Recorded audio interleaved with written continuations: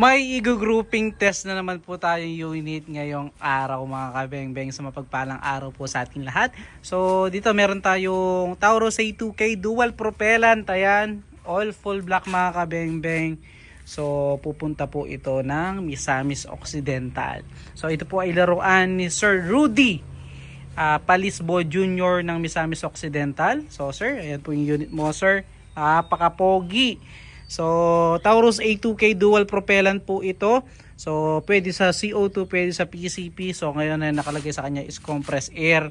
So grouping test po natin. So ipupush natin sa limit itong ating Taurus A2K. So susubukan natin ni grouping sa 36 meters po. So despite of dual propellant lang siya at 19 inches lang, pero ito subukan natin mga kabeng-beng i-grouping test sa 36 meters. So sir, Rudy Palisbo Jr. ng Misamis Occidental, sir, napaka-pogi ng unit mo. Ito na. So hindi ko na nilagay yung makatakip muna dahil nagsisiro muna tayo. Ayan po, 2,000 PSI yung kanya nakakarga ngayon. So sir, ito. So dahil wala tayo, dahil di pwede yung ating bagong phone sa ating side cam mga beng-beng. Ewan ko ba nag-change camera bigla. Ito may tripod naman tayo. Then i-zoom na lang po natin doon sa ating target plate. No, yun po yung ating target plate doon. Ito po yung ating unit. So lagay ko na po yung ating camera.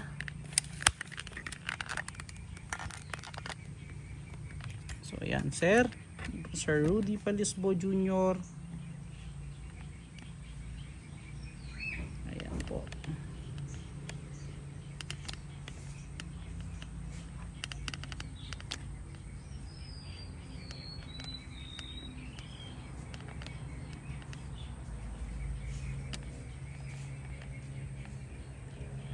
Isa lang natin.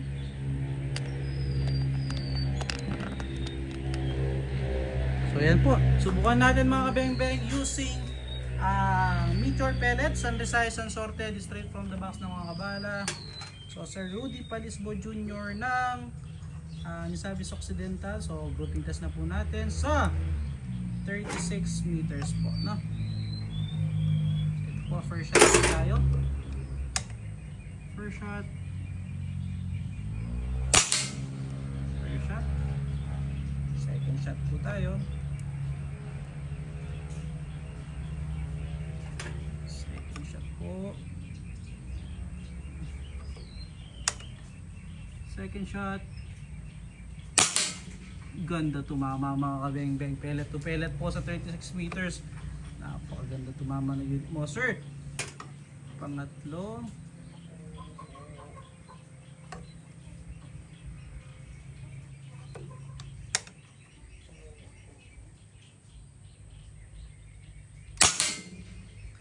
Solid talaga sir, nakikita niyo naman po, live po yan, no? Pang-apat.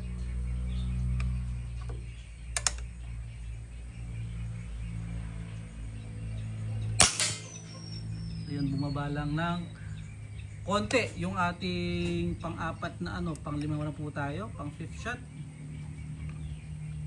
Pang-fifth shot.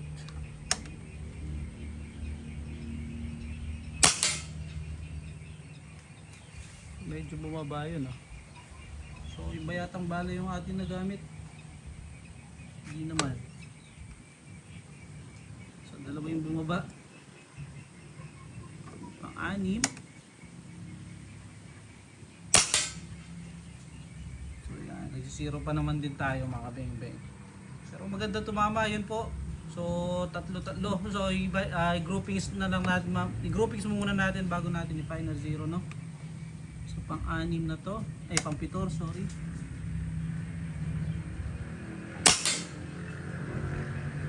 Pang-walo.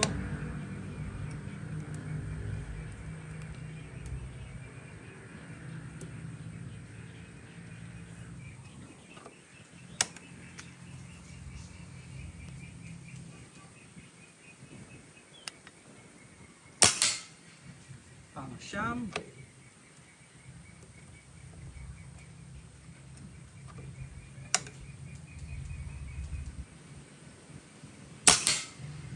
Pang-10.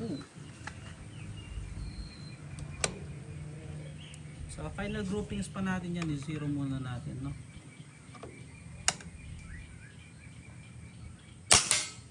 So yun po yung kanya naging grouping sa 36 meters. 36 meters po yan, no? Pero yan, napakaganda po ng groupings niya. So dito naman sa kabila, final groupings natin. Same pa rin po yung ating gamit na bala. So kukunin na lang natin yung pinaka zero niya for final zeroing na po, no?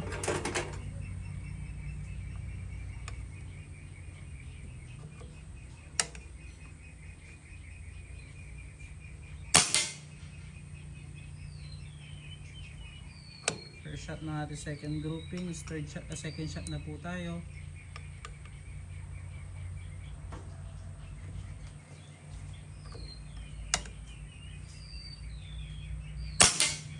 Doon. Adjust na natin yung ating scope.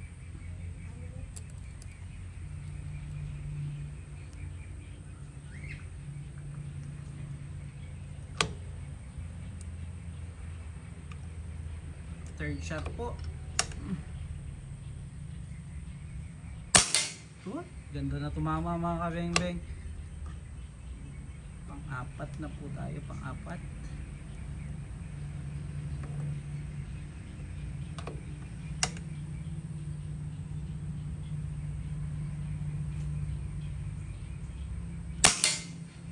Pang-lima.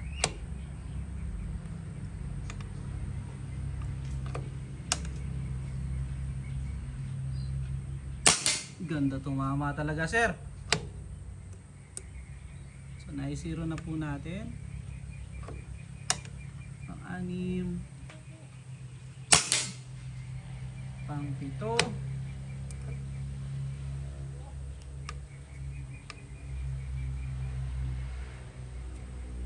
pang-pito na po tayo.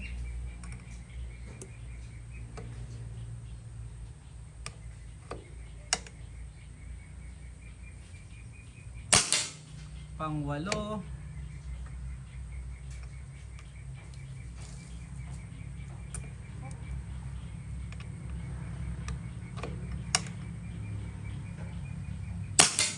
pang-siyam,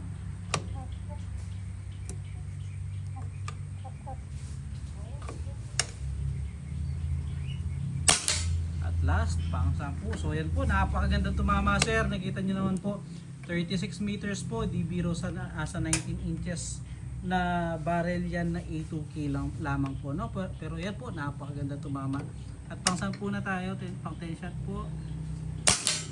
So yun lang. So di po natin may iwasan talaga yan. May mga pellet po talaga na hihiwalay at hihiwalay po, pero hindi malayo, nakita nyo naman, sir. So puntahan po natin yung ating naging groupings, no? So nakita nyo naman po, sir. Actual natin yan na yung groupings. Wait lang po, pagitan natin.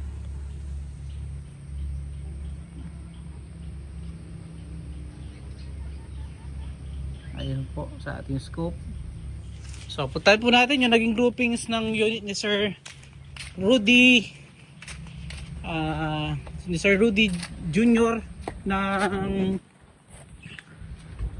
Misamis Occidental po. So yun po, sir, not bad, napakagandang tumama po, no? So sir, ito yung ating final groupings, yung ating first grouping po and final grouping sa 36 meters. Ayun yung ating unit doon. So sir, ayun po. So thank you, sir, salamat po sa tiwala. Again mga beng beng, peace out po.